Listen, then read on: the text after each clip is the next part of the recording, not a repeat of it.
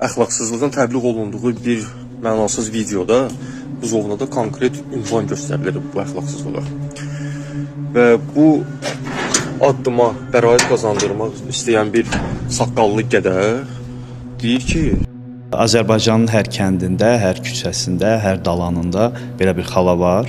Amma qapıdan çıxdım küçəyə, məhrəmsə, bax, 100 metr o tərəfə, 100 metr bu tərəfə, bu məhəllədə, bu küçədə, bu dalanda yaşayan hamısı yaxın qonşulardır, hamısını çox yaxından tanıyırıq.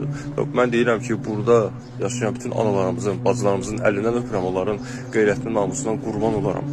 Saqqallı gələ, Azərbaycan kişisi belə söz deməz.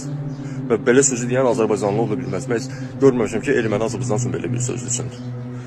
Bu küçədə 150 metr qabaqda Aydın Xələfov adlı şəhidimizin evi var.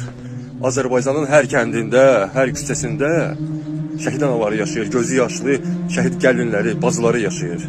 Qeyrətli oğullarımız yaşayır.